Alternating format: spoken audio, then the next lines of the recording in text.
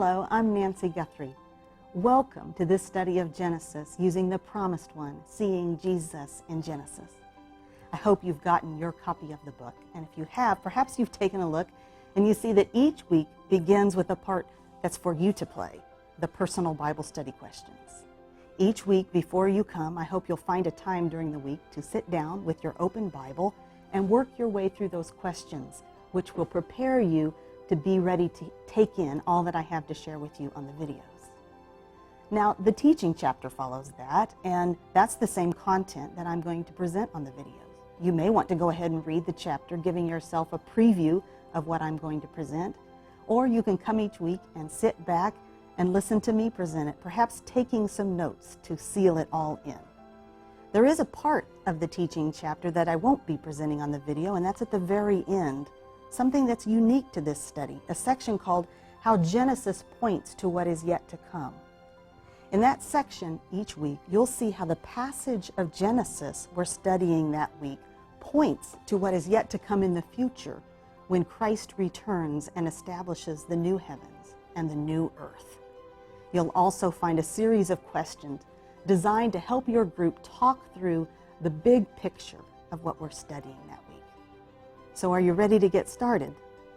This week, we're actually not starting in Genesis. We're going to start at the end of Jesus' ministry in Luke 24 and allow Jesus himself to introduce our study to Genesis. So open your Bibles to Luke 24 and let's get started.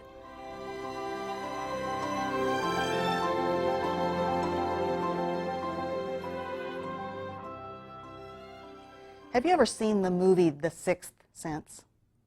It's that movie with Bruce Willis and Haley Joel Osment. You might remember the previews for it, or that famous scene where little Haley Joel says through trembling little lips, "I see dead people." Now, I know it's a strange movie, and honestly, it's not really my kind of movie. In fact, when I first saw the previews for it, I wrote it off as out of my preferred realm of reality. But my husband, David, said it was one of his favorite movies of all times. And so when it was finally free on TV, and for the sake of marital harmony and togetherness, I watched it with him. And I have to say, I came to understand his appreciation for it. And if you haven't seen it, go rent it this weekend and see for yourself what I mean. No spoiler alert needed here. I won't tell you how it turns out. Suffice it to say that The Sixth Sense is one of those movies that when you come to the end, you immediately think, okay, I need to watch that again. And it's because something so significant is revealed at the end of the movie that you realize this knowledge will change everything you thought you were seeing and understanding throughout the entire movie as you watched it the first time. You want to watch it a second time with the knowledge of what was hinted at but not revealed until the end. It's like a whodunit kind of thing you might watch on TV, and you're so surprised by who did it at the end, you want to watch it again to look for the clues you missed. So why am I starting a series about Genesis, talking about the movie The Sixth Sense?